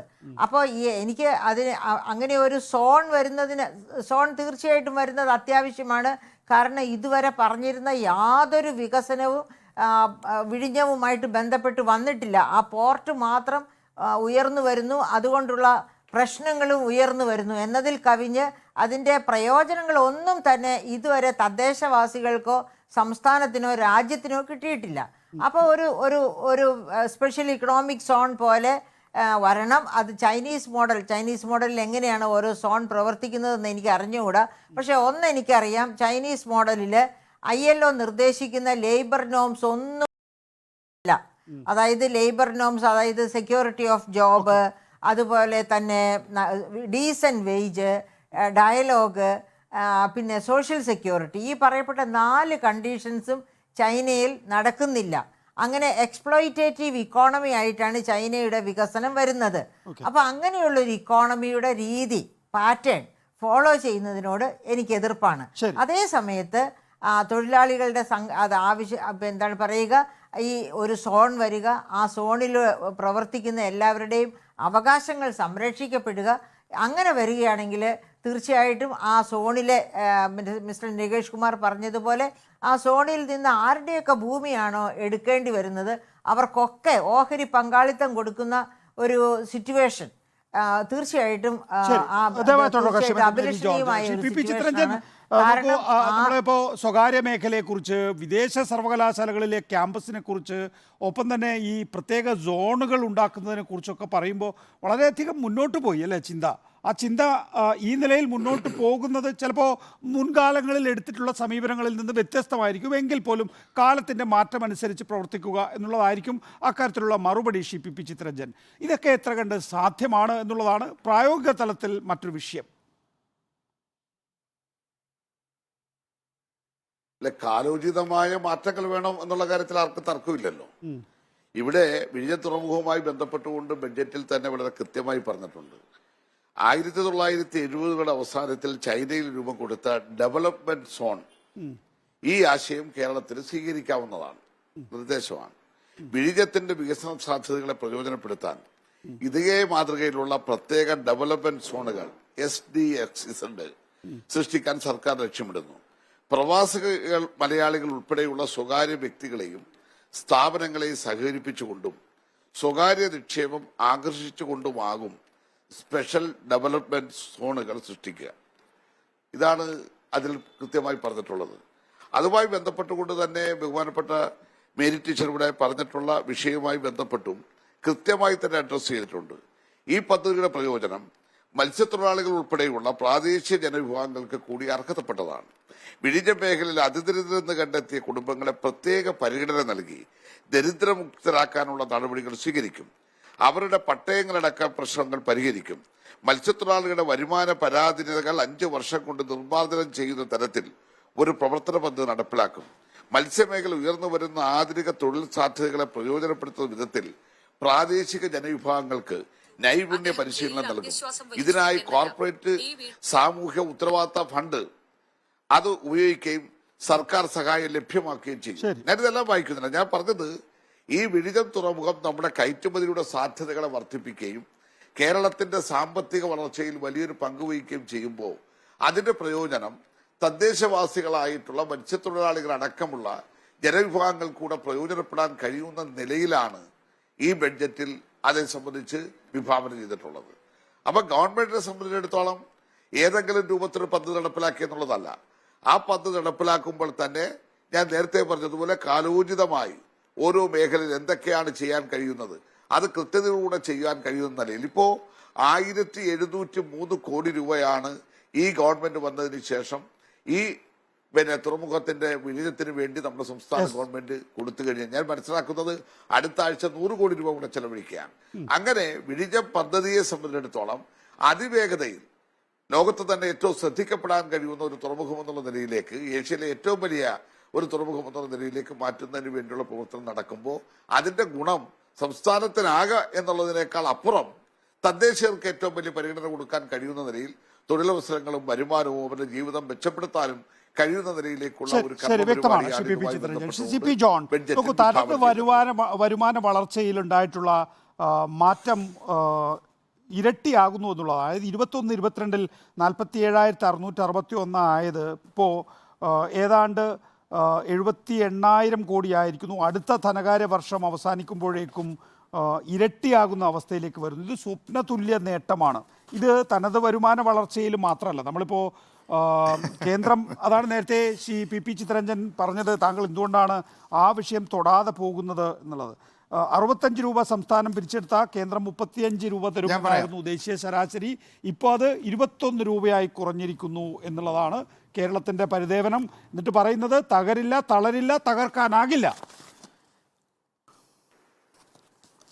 അതെ, നല്ലൊരു മുദ്രാവാക്യമാണത്. ഞാൻ അതിനെക്കുറിച്ച് കൃത്യമായിട്ട് പറയാം. എന്തായാലും നമ്മുടെ ബാലഗോപാല് വളരെ ഭംഗിയായിട്ട് ഏത് വർഷത്തിലാണ് തുടങ്ങിയത്? 2021-ലല്ലേ? 21-22 നികേഷ്, 2021-ലല്ലേ? 2021 47,660. അല്ല, 22-ൽ 58,000. അതെ, 58,380. അതെ, അപ്പോൾ അതിനെയാണ് നമ്മൾ ലോ ബേസ് ബെനിഫിറ്റ് എന്ന് പറയുന്നത്. 19 കഴിഞ്ഞ് 20 ആയപ്പോൾ നമുക്ക് കോവിഡ് വന്നു, എല്ലാ ടാക്സുകളും കുറഞ്ഞു, GDP കുറഞ്ഞു, നമ്മൾ ഏറ്റവും താഴെ പോയി. അങ്ങനെ താഴെ പോയിട്ട് മുന്നോട്ട് വരുമ്പോൾ ഒരു വലിയ കുതിപ്പുണ്ടാകും എന്നുള്ള യാഥാർത്ഥ്യമാണ്. ഇപ്പോൾ ഈ കോവിഡും വെള്ളപ്പൊക്കമൊക്കെ വരുന്നതിന് മുൻപ് എനിക്ക് ഫിഗറുകൾ ഭാഗ്യവശാൽ ഓർമ്മയുണ്ട്. 1,06,000 കോടിയായിരുന്നു നമ്മുടെ 18-19 നമ്മുടെ മൊത്തം റവന്യൂ വരുമാനം. അത് പിന്നെ 97-ഉം 92-ഉം ഒക്കെ കുറഞ്ഞിട്ട് പിന്നെ കൂടിയതാണ് 1,16 ആയിട്ട് 21-22. ആ 1,16 എന്നുള്ളത് കൃത്യമായിട്ട് അക്കൗണ്ട് ചെയ്തിട്ടുണ്ട്. ബജറ്റ് അറ്റ് എ ഗ്ലാൻസ് എന്നുള്ള ബജറ്റ് ഇൻ ബ്രീഫിൻ്റെ ഫസ്റ്റ് ഷീറ്റാണ് ഞാൻ വായിക്കുന്നത്. അത് കഴിഞ്ഞ് പിന്നത്തേക്ക് എത്രയാണ് കൂടിയത്? 71,968. അപ്പോൾ ഈ വർധനവ് എന്ന് പറഞ്ഞാൽ എപ്പോഴും അതിനൊരു കണക്കുണ്ട്. 7% വെച്ചാണ് വർദ്ധിക്കുന്നതിൽ 10 വർഷം കൊണ്ട് ഡബിൾ ചെയ്യും. അതുപോലെ തന്നെ 10% ആണെങ്കിൽ 7 വർഷം കൊണ്ട് ഡബിൾ ചെയ്യും. 14% വർദ്ധിക്കുന്നതെങ്കിൽ അത് 5 വർഷം കൊണ്ട് ഡബിൾ ചെയ്യും. അത് വലിയ അത്ഭുതമൊന്നുമല്ല, ഒരു സിമ്പിൾ അരിത്തമെറ്റിക്സ് ആണ്. പലിശയാണെങ്കിലും കൊതുകിൻ്റെ എണ്ണാണെങ്കിലും ഒക്കെ അങ്ങനെ തന്നെയാണ്. അങ്ങനെ വരുമ്പോൾ ഡബിൾ ചെയ്ത് തന്നെയാണ് പോവുക. പക്ഷേ ഇവിടെ നമ്മൾ കാണേണ്ടത് എന്താ? 71,968 ഇവിടെ അക്കൗണ്ട് ചെയ്തിട്ടുള്ള സ്റ്റേറ്റ്സ് ഓൺ ടാക്സ് റവന്യൂ 22-23. ഇപ്പം എത്രയാണ്? 77,038 എന്ന് പറഞ്ഞാൽ ഇല്ല, 77 കുട്ടിയെ വന്ന് റൗണ്ട് ചെയ്യേണ്ടത്, പിന്നെ 0 അപ്പോൾ 71 എന്നുള്ളത് 77 6,000 കോടിയെ വർദ്ധിച്ചുള്ളൂ. എത്ര പെർസെൻ്റ് അത്? 10% ഇല്ല. അപ്പോൾ നമ്മൾ നല്ലൊരു പെർസെൻറ്റിൽ ഡെവലപ്പ് ചെയ്തിരുന്നെങ്കിൽ ഞാനതാ പറഞ്ഞത്, ഇപ്പോൾ 84,883 കോടി എന്നാണ് പറയുന്നത്. അപ്പോൾ ഇവിടെ GDP ഗ്രോത്ത് വളരുകയും പെർ ക്യാപിറ്റ, ഞാൻ നേരത്തെ പറഞ്ഞല്ലോ, പെർ ക്യാപിറ്റ GDP ഉയർന്നു നിൽക്കുന്ന ഒരു സ്റ്റേറ്റിൽ എപ്പോഴും 14-15%-ലെങ്കിലും സ്റ്റേറ്റ്സ് ഓൺ ടാക്സ് റവന്യൂ വർദ്ധിക്കണമായിരുന്നു. അതിനു വേണ്ടിയിട്ടുള്ളൊരു എഫർട്ട് നികുതി വകുപ്പ് ചെയ്തിട്ടില്ല എന്നതാണ് UDFൻ്റെ ധവളപത്രത്തിൻ്റെ മുഖ്യമായ വിമർശനം. ഇത് നികുതി വെട്ടിപ്പുകാരുടെ ഒരു സേഫ് ഹാവൻ ആയിട്ട് മാറിയിരിക്കുകയാണ്. സുരക്ഷിതമായ സങ്കേതമാണ്. കോയമ്പത്തൂരിൽ നിന്ന് വണ്ടി വരുന്നു, നാഗർകോവിലിൽ നിന്ന് വരുന്നു, മംഗലാപുരത്തു നിന്ന് വരുന്നു. ഇവിടെ ചിലർ പറയുന്നത്, എനിക്ക് പരിചയമുള്ള ചിലർ പറയുന്നത് നുണയായിരിക്കാം, ഇവിടെ വന്നിട്ട് സ്റ്റോക്ക് ചെയ്തിട്ട് അങ്ങോട്ട് കൊണ്ടുപോകുന്നുണ്ടെന്നാണ്. കാരണം ഇവിടെ ആരും ചോദിക്കാനും പറയാനും ഇല്ല. നമ്മുടെ പരിശോധനാ വകുപ്പുകളിൽ ഏറ്റവും ദുർബലമായ വകുപ്പ് ഫീൽഡിലുള്ള നികുതി വകുപ്പാണ്. ഫീൽഡിലുള്ള നികുതി വകുപ്പ് ഓഫീസിലവരുണ്ട്, ഫീൽഡിൽ അവരില്ല. എന്നാൽ നമ്മളെ ഈ കുട്ടികൾ ഈ ഹെൽമെറ്റ് വെച്ചിട്ട് പോകാത്ത എന്തൊരു ശുഷ്കാന്തിയാണ് പിടിക്കുന്നത്. ഹെൽമെറ്റ് വയ്ക്കാത്ത കുട്ടികൾ, എന്താണ് ആർട്ടിഫിഷ്യൽ ഇൻ്റലിജൻസ്, എന്തിന് ബെൽറ്റ് ഇട്ടോ എന്നറിയാനായിട്ട്. നല്ല കാര്യമാണ്, ബെൽറ്റ് ഇടാൻ വേണ്ടി ആർട്ടിഫിഷ്യൽ ഇൻ്റലിജൻസ്. എവിടെ ഈ ടാക്സ് പിടിക്കുന്ന കൃത്രിമ ബുദ്ധി? എവിടെ? അങ്ങനെ ഒരു സംവിധാനമില്ല. ടാക്സ് ഡിപ്പാർട്ട്മെന്റ് ഇവിടുത്തെ ഏറ്റവും വീക്കായിട്ടുള്ള ഒരു ഡിപ്പാർട്ട്മെന്റാണ്. പണ്ട് ഐസക്കുള്ള സമയത്ത് അന്ന് അത് എന്താ പറയുക, നമ്മുടെ ചെക്ക് പോസ്റ്റ് ഡ്രിവൺ ആയിരുന്നു. ഇപ്പം ചെക്ക് പോസ്റ്റ് ഇല്ല. നമ്മളൊരു അവസാനത്തെ ടെയിൽ എൻഡാണ് ഈ കേരളം. നമ്മൾ മധ്യപ്രദേശ് പോലെയോ ആന്ധ്രാപ്രദേശ് പോലെയോ അല്ല. ഇവിടെ വന്നാൽ പിന്നെ അറബിക്കടലേ ഉള്ളൂ നമുക്ക് പോകാനായിട്ട്, പിന്നെ അങ്ങോട്ട് പോകാൻ സ്ഥലമില്ല. അങ്ങനെയുള്ള ഒരു ടെയിൽ എൻഡിൽ ചെക്ക് പോസ്റ്റുകൾ ഇല്ലാതായ സമയത്ത് കാണിക്കേണ്ട ജാഗ്രത കാണിച്ചില്ല എന്നതാണ് UDFന്റെ വിമർശനം. അങ്ങനെ കാണിച്ചിരുന്നുവെങ്കിൽ പോസ്റ്റ് കോവിഡ് ഇറയിൽ നമുക്ക് വൃത്തിയായിട്ട് കിട്ടുമായിരുന്നു ടാക്സ്. അതിനെ സംബന്ധിച്ച് ഞാൻ എൻ്റെ വാക്കുകൾ പറയുന്നില്ല. KP കണ്ണൻ മാതൃഭൂമി ആഴ്ചപ്പതിപ്പിന് കൊടുത്ത സവിസ്തരമായൊരു ഇൻ്റർവ്യൂ ഉണ്ടല്ലോ. അദ്ദേഹം പരിണിതപ്രജ്ഞനായിട്ടുള്ള ഒരു എക്കണോമിസ്റ്റ് അല്ലേ, പബ്ലിക് ഫിനാൻസിൻ്റെ ഒരു അതോറിറ്റി അല്ലേ. അദ്ദേഹം എന്താ പറഞ്ഞത്? ഇവിടുത്തെ ഡീറ്റെയിൽ റിപ്പോർട്ട് ചോദിച്ചാൽ പോലും ടാക്സിൻ്റെ കാര്യങ്ങളൊക്കെ പൊതുവിൽ പറയുമെന്നല്ലാതെ ഇത്രയും വലിയ പെർ ക്യാപിറ്റ ഇൻകമുള്ള, ഇത്രയും വലിയ പെർ ക്യാപിറ്റ എക്സ്പെൻഡിച്ചറുള്ള, അതായത് ഗുഡ്സ് വാങ്ങിക്കുന്നതിൽ കൺസംഷനുള്ള ഒരു സ്റ്റേറ്റിൽ ടാക്സിനെ കുറിച്ചുള്ള കണക്കില്ല. സ്വർണത്തിൽ നിന്ന് കിട്ടിയതെത്ര, കിട്ടേണ്ടതെത്ര, കിട്ടുമായിരുന്നതെത്ര കണക്കില്ല. ഫ്രിഡ്ജുകൾ, TV-കൾ എന്ന് തുടങ്ങി ഇവിടുത്തെ അതുപോലെ മാർബിള്, ടൈല് തുടങ്ങിയിട്ടുള്ള നിരവധി ഇച്ചിരി പൈസയുള്ളവർ ഉപയോഗിക്കുന്ന സംഗതികൾ, തീപ്പെട്ടിയും മെഴുതിരിയൊക്കെ വിടുക, അങ്ങനത്തുള്ള കാര്യങ്ങളെല്ലാം തന്നെ ഹൈ എൻഡ് ആയിട്ടുള്ള പ്രൊഡക്റ്റുകൾ, കമ്പ്യൂട്ടറുകൾ, 1 ലക്ഷം രൂപയുള്ള ഫോണുകൾ, 2 ലക്ഷം രൂപയുള്ള കമ്പ്യൂട്ടറുകൾ, ലാപ്ടോപ്പുകൾ, ഇതിൻ്റെയൊക്കെ വിതരണത്തെ സംബന്ധിച്ച കണക്കുകൾ എനിക്ക് കിട്ടുന്നില്ല എന്ന് ഞാനല്ല പറയുന്നത്, KP കണ്ണനാണ് പറയുന്നത്.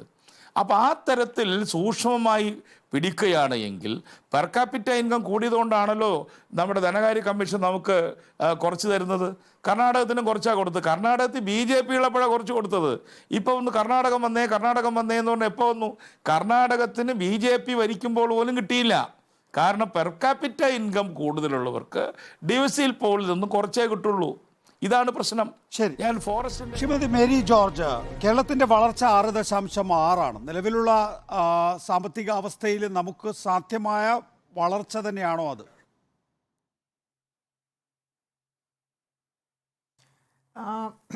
ഇപ്പോഴത്തെ ധനപ്രതിസന്ധിയിൽ തീർച്ചയായിട്ടും അത് നമുക്ക് സാധ്യമായ വളർച്ചയാണ്. പക്ഷേ ഇതിനേക്കാൾ വളരെ വലിയ വളർച്ചയ്ക്കുള്ള സാധ്യതകൾ നമുക്കുണ്ട്. ഇപ്പോൾ ഉദാഹരണത്തിന് നികുതി വരുമാനത്തിൻ്റെ വളർച്ച വളരെ വലുതായിട്ടാണ് ശ്രീ ബാലഗോപാൽ ബജറ്റ് പ്രസംഗവേളയിൽ പറഞ്ഞത്. പക്ഷേ സ്റ്റാറ്റിസ്റ്റിക്സ് മുമ്പിൽ വെച്ചുകൊണ്ട് തന്നെ മിസ്റ്റർ CP ജോൺ പറഞ്ഞല്ലോ 6000 കോടിക്ക് അടുത്തുള്ള വർധനവേ ഉണ്ടായിട്ടുള്ളൂ എന്ന് പറഞ്ഞല്ലോ. അതിനെ നീതീകരിക്കുന്ന മറ്റൊരു സ്റ്റേറ്റ്മെൻറ്റ് കൂടി ഞാൻ പറയാം. നമ്മൾ 2022-23 CAG റിപ്പോർട്ട് എടുക്കുക. CAG റിപ്പോർട്ട് ഈ കഴിഞ്ഞ സെപ്റ്റംബറിലാണ് പുറത്തു വന്നത്. ആ റിപ്പോർട്ടിൻ്റെ റവന്യൂ റിപ്പോർട്ട് എടുത്താൽ അതിനകത്ത് പറയുന്നുണ്ട് 28,258.39 കോടിയാണ് അരിയർ പിരിച്ചെടുക്കാനുള്ളത്. റവന്യൂ അരിയർ, അതായത് നികുതി മാത്രമല്ല നികുതി ഇതരവും കൂടി ചേർന്ന റവന്യൂ അരിയർ പിരിച്ചെടുക്കാനുള്ളത്. അതുപോലെ തന്നെ CAG പറയുന്ന മറ്റൊരു പ്രധാനപ്പെട്ട സത്യം എന്താണെന്ന് വെച്ചാൽ ഇത് ഈ 28,000 കോടിയിലധികമുള്ളത് പ്രതീക്ഷിച്ച റവന്യൂ വരുമാനത്തിൻ്റെ 24.23% അതായത് ഏകദേശം 1/4 ഭാഗം പിരിച്ചെടുക്കാൻ കഴിഞ്ഞില്ല എന്നർത്ഥം. അവരതുകൊണ്ട് നിർത്തുന്നില്ല. പിന്നെയും CAG പറയുന്നു ഓഡിറ്റിങ്ങിൻ്റെ അഭാവം. അപ്പോൾ ഞാൻ ഓഡിറ്റേഴ്സ് അസോസിയേഷനിലെ പ്രധാനപ്പെട്ട മെമ്പേഴ്സിനോട് ചോദിച്ചു, എന്തുകൊണ്ടാണ് CAG നിങ്ങൾ ശമ്പളം പറ്റി എല്ലാ സൗകര്യങ്ങളുമായിട്ട് പോകുന്നു, പക്ഷേ ഓഡിറ്റിംഗ് നടക്കുന്നില്ല, ഇൻറ്റേർണൽ ഓഡിറ്റിംഗ് നടക്കുന്നില്ല. CAG ഓഡിറ്റിങ്ങിന് വരുമ്പോഴാണ് ഇൻറ്റേർണൽ ഓഡിറ്റിംഗ് നടന്നിട്ടില്ല കാര്യക്ഷമമായി എന്ന് മനസ്സിലാക്കുന്നത് എന്തുകൊണ്ടാണ് എന്ന് ചോദിച്ചപ്പോൾ ഓഡിറ്റേഴ്സ് അസോസിയേഷനിലെ മെമ്പേഴ്സ് എന്താണ് പറഞ്ഞതെന്നറിയാമോ? ഞങ്ങൾ ഓഡിറ്റിങ്ങിന് തയ്യാറാണ്, പക്ഷേ ഗവൺമെന്റ് അനുവദിക്കുന്നില്ല. എന്തുകൊണ്ടാണ് നികേഷ് ഗവൺമെന്റ് ഓഡിറ്റിംഗ് അനുവദിക്കാത്തത്? അവിടെ നടക്കുന്ന ക്രമക്കേടുകൾ പുറത്തു വരും എന്നുള്ള വിവരം അങ്ങേക്ക് അറിയാമല്ലോ അല്ലേ? അങ്ങനെ അല്ല, തീർച്ചയായിട്ടും അല്ല. നികേഷ് കുമാർ ആ പറഞ്ഞതിനെ ഞാൻ വിയോജിക്കുന്നു. കാരണം ഒരു 2 മാസം മുൻപാണ്, അതായത് കേന്ദ്ര ഗവൺമെന്റിന്റെ ഹൈവേ ഡെവലപ്മെന്റ് വർക്കിൽ വലിയ അഴിമതി നടക്കുന്നതായിട്ട് CAG റിപ്പോർട്ട് പാർലമെന്റിൽ പേപ്പർ വെച്ചു.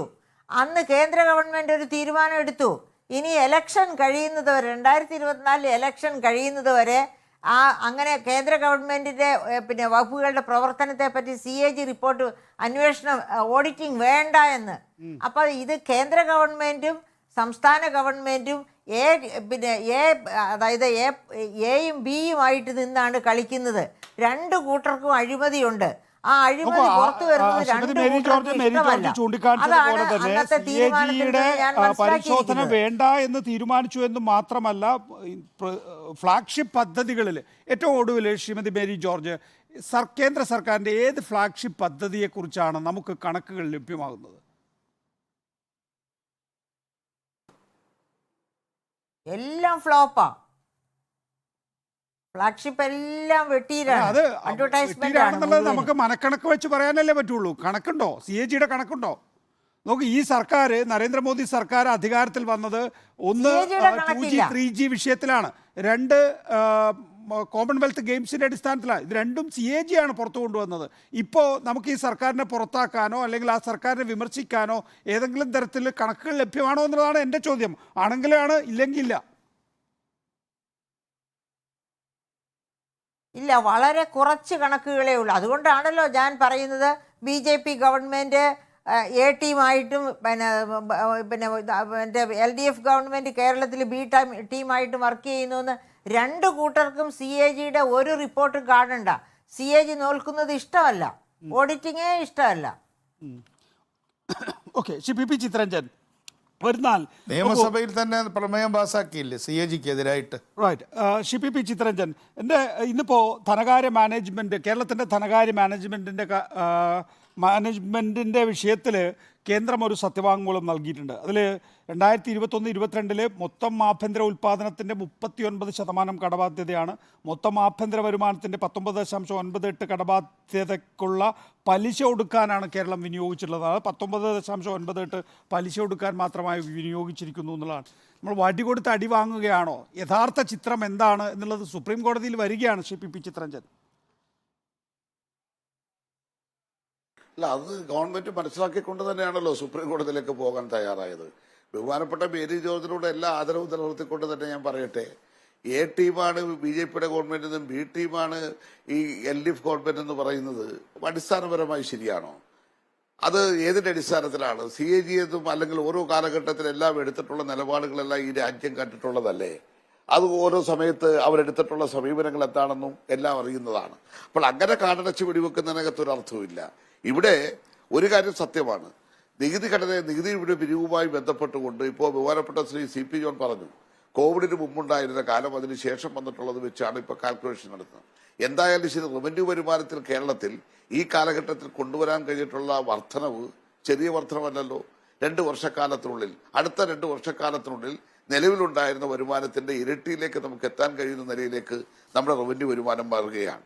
എന്നാൽ ചരക്ക് സേവനവുമായി ബന്ധപ്പെട്ടുകൊണ്ടുള്ള നികുതിയുടെ പ്രശ്നങ്ങളുണ്ട്. അതുകൊണ്ട് തന്നെയാണ് ഗവൺമെന്റ് അത് കൃത്യമായി മനസ്സിലാക്കിക്കൊണ്ട് ആ വകുപ്പിൽ തന്നെ, സേവന നികുതി വകുപ്പിൽ തന്നെ ഒരു പുനഃസംഘടന കൊണ്ടുവന്നു. എന്ത് ചെയ്തു? നികുതി പിരിവിലും അതുപോലെ തന്നെ നികുതി ഭരണത്തിലും ഗുണപരമായിട്ടുള്ള ഫലങ്ങൾ ഉണ്ടാകണം. ആ ലക്ഷ്യത്തോടു കൂടിയാണ് ഇപ്പോൾ ആ വകുപ്പിനെ തന്നെ 3 വിഭാഗങ്ങളാക്കി പുനഃക്രമീകരിച്ചിട്ടുള്ളത്. അപ്പോൾ നികുതി വെട്ടിപ്പ് ശാസ്ത്രീയമായി കണ്ടുപിടിക്കുവാൻ കഴിയുന്ന നിലയിലേക്കുള്ള എല്ലാ മാർഗങ്ങളും ഉപയോഗിച്ചുകൊണ്ട് തന്നെ അത് തടയുന്നതിന് വേണ്ടിയുള്ള നടപടികളാണ് സ്വീകരിക്കുന്ന ഒരു ഭാഗത്ത്. മറുഭാഗത്ത് തന്നെ ബഹുമാനപ്പെട്ട മന്ത്രി പറഞ്ഞിട്ടുണ്ടല്ലോ, ഈ ആംനസ്റ്റി പദ്ധതിയുമായി ബന്ധപ്പെട്ടുകൊണ്ട് നികുതി കുടിശ്ശിക പിരിച്ചെടുക്കുന്നതിന് വേണ്ടി ഏതാണ്ട് 45,000-ഓളം വരുന്ന കേസുകളുണ്ട് എന്നാണ് നമ്മൾ മനസ്സിലാക്കുന്നത്. 10,000-20,000 മുകളിൽ ആൾക്കാർ വരുന്ന ആ മേഖലക്ക് എത്ര? ആംനസ്റ്റി ആകെ ഒരു മേഖലയിൽ മാത്രമേ പറഞ്ഞിട്ടുള്ളൂ. കുറച്ച് കൂടുതൽ കാര്യങ്ങൾ വേണമെങ്കിൽ ഈ സാമ്പത്തിക പരാധീനതയുടെ കാലഘട്ടത്തിൽ ചെയ്തിട്ടില്ല. ഒരു മേഖലയിൽ മാത്രമല്ല, 3 മേഖലയിലുണ്ട്. അതിനകത്ത് ഒറ്റ മേഖലയുടെ കാര്യമാണ് പറഞ്ഞിട്ടുള്ളത്. 50,000 വരെ ഉള്ളതിന് ഏതാണ്ട് 20,000-ഓളം വരുന്ന കക്ഷികൾ അതിനകത്തുണ്ടാകും. ബാക്കിയുള്ള മേഖലക്കും വെച്ചിട്ടുണ്ട്. 2-3 സോണുകളായി തന്നെ തിരിച്ചിട്ടുണ്ട്. അത് നടപ്പിലാക്കാൻ പോവുകയാണ്. പരമാവധി അത് പിരിച്ചെടുക്കാൻ വേണ്ടിയുള്ള പരിശ്രമത്തിലാണ്. ചെറു കച്ചവടക്കാർക്കടക്കം ഏറ്റവും ഗുണകരമാകുന്ന നിലയിൽ അവരിൽ നിന്നും കിട്ടാനുള്ള തുക പലിശയും പിഴപ്പലിശയും എല്ലാം വിളവ് ചെയ്ത് കൊടുത്തുകൊണ്ട് വാങ്ങിക്കഴിഞ്ഞ 3 സ്ലാബുകളായി തിരിച്ചിട്ടുണ്ട്. അപ്പൊ ഞാൻ പറഞ്ഞത്, ഗവൺമെന്റ് ഈ കാര്യത്തിനകത്ത് വന്നിട്ടുള്ള ചില കുറവുകൾ, ആ കുറവുകൾ എന്തൊക്കെ പറഞ്ഞാൽ പുതിയ കാലത്തിനനുസരിച്ചുള്ള സോഫ്റ്റ്വെയറും അതിന്റെ അടിസ്ഥാനത്തിൽ ഈ വകുപ്പിനെ തന്നെ പുനഃസംഘടിപ്പിച്ചുകൊണ്ട് വളരെ കാര്യശേഷിയോടുകൂടി മുന്നോട്ട് കൊണ്ടുപോകാൻ കഴിയുന്ന നിലയിലേക്ക് തന്നെയാണ് കേരളം ഇടപെട്ടുകൊണ്ട് മുന്നോട്ട് പോകുന്നത്. നമ്മൾ കാർഷിക മേഖലയെ തൊടാതെ പോകുന്നത് ശരിയല്ലല്ലോ. 10 രൂപ കൂട്ടിയിട്ടുണ്ട് റബ്ബറിന്റെ താങ്ങൂല. കാർഷിക നികേഷ് മേഖലയുടെ കാര്യം ഞാൻ എന്നോടാണോ? പറഞ്ഞല്ലോ. ശ്രീ സി പി ജോണാണ് 1600 കോടി രൂപ പ്ലാനിൽ മാറ്റി വെച്ചിട്ട് 600 കോടി രൂപ ചെലവഴിക്കാത്തൊരു മന്ത്രിയെക്കുറിച്ച് എന്താ നമ്മൾ പറയേണ്ടത്? അതുപോലെ തന്നെ 1200 കോടിയോ മാറ്റി വെച്ച് 600 കോടി ചെലവഴിക്കാത്ത വ്യവസായ മന്ത്രി, അല്ല, അതിന് പണം വേണ്ടേ? 700 കോടിയോളതിലധികം ചെലവഴിക്കാത്ത റൂറൽ ഡെവലപ്മെന്റ് മിനിസ്റ്റർ. എൻ്റെ ക്വസ്റ്റ്യൻ അതാണ്. നിങ്ങൾ ഇവിടെ വികസിക്കുന്നു, മുന്നോട്ട് പോകുന്നു, ഒന്നാമത് ഒക്കെ പറയുന്നു. പക്ഷെ നിങ്ങൾ മാറ്റിവെച്ച പൈസ, പ്ലാനിൻ്റെ പിശുക്കി നിങ്ങൾ മാറ്റിവെച്ച പൈസ പോലും കൊടുക്കാൻ കഴിയുന്നില്ല. പക്ഷെ നിങ്ങൾക്ക് നോൺ പ്ലാനിന് കൊടുക്കാൻ കഴിയുന്നുണ്ടല്ലോ. അതാണല്ലോ ക്വസ്റ്റ്യൻ. നിങ്ങൾക്കിവിടെ നിങ്ങളെല്ലാം കുറച്ചിട്ടില്ലല്ലോ.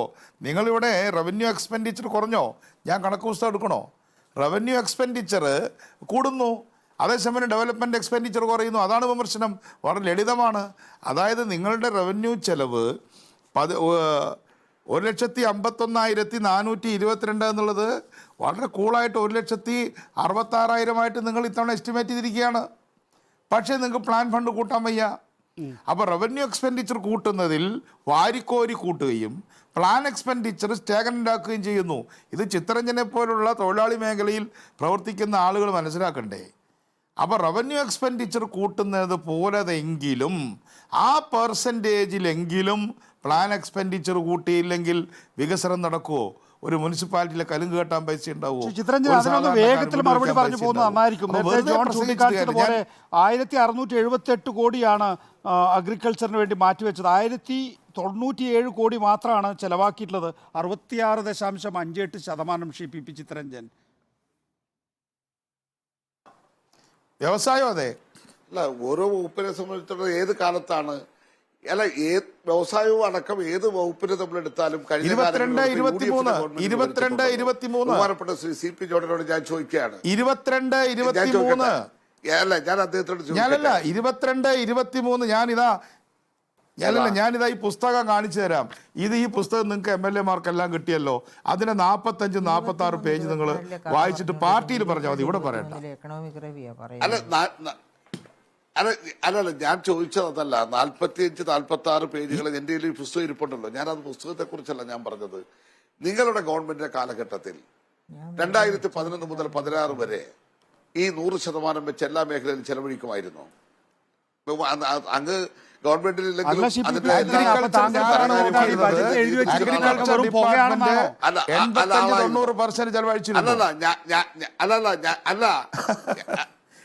എല്ലാ മേഖലയിലും, ഈ മേഖല ഇതിൽ തന്നെ ആരോഗ്യ മേഖലയിൽ, വിദ്യാഭ്യാസ മേഖലയിൽ 90% മുകളിൽ എല്ലാ മേഖലയും പറഞ്ഞില്ല. അഗ്രികൾച്ചർ, വ്യവസായ, റൂറൽ ഡെവലപ്മെന്റ്, അല്ലല്ല, ഈ 3 മേഖല പറയൂ. അഗ്രികൾച്ചർ, വ്യവസായം, റൂറൽ ഡെവലപ്മെന്റ്.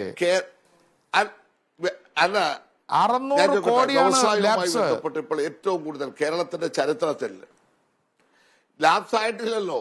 എവിടെയാ ലാപ്സ് ആയി പോകുന്നത്? ഈ തുകയെ സംബന്ധിച്ചിടത്തോളം നമ്മൾ ചെലവഴിച്ചിട്ടില്ലല്ലോ.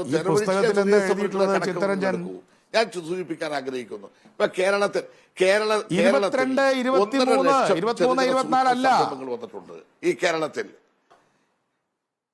അല്ല, ഞാൻ പറയട്ടെ, ഞാനിപ്പോ ആ പുസ്തകം എന്റെ അതിലേക്കുള്ള പുസ്തകം എടുത്ത് അവിടെ നിൽക്കട്ടെ. അതെ, ഞാൻ പ്ലാനിംഗ് ബോർഡിൽ അങ്ങയുടെ കയ്യിൽ ഇരിക്കട്ടെ. കേരളത്തിൽ തൊഴിൽ അവസരങ്ങളുമായി ബന്ധപ്പെട്ടുകൊണ്ട് ഇന്ത്യയിലെ പൊതു സാഹചര്യങ്ങൾ എടുത്ത് പരിശോധിക്കുമ്പോൾ ഏറ്റവും കൂടുതൽ തൊഴിലിനങ്ങൾ കൊടുക്കാൻ കഴിഞ്ഞിട്ടുള്ള സംസ്ഥാനമല്ലേ കേരളം? അങ്ങക്ക് തർക്കം വല്ലതുകൊണ്ട് കേരളത്തെ സംബന്ധിച്ചിടത്തോളം ഇപ്പൊ ഇന്ത്യ ഗവൺമെന്റിനെ കേരളത്തിൽ നടപ്പിലാക്കി അല്ല, ഞാൻ ചോദിക്കട്ടെ. അല്ലല്ല, തൊഴിൽ ദിനങ്ങൾ കൊടുക്കല്ലേ? 1.5 ലക്ഷം ചെറുകിട സൂക്ഷ്മ സംരംഭങ്ങൾ, 3 ലക്ഷത്തോളം വരുന്ന ആൾക്കാർക്ക് തൊഴിലുണ്ടാക്കാൻ കഴിയുന്ന നിലയിലേക്കുള്ള പദ്ധതികൾ നടപ്പിലാക്കിയിട്ടുള്ള ഒരു കാലമല്ലേ കേരളത്തിൽ? അല്ലെന്ന് പറയാൻ കഴിയുമോ? ഗവൺമെന്റ് ഇപ്പൊ അടച്ചുപൂട്ടിച്ചു എന്ന് പറയാൻ കഴിയുമോ? ശരി, വ്യക്തമാണ്.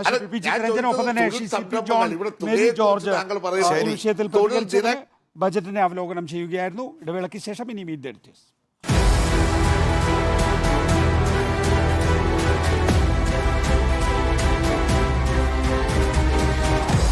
Debate with MV Nikesh Kumar.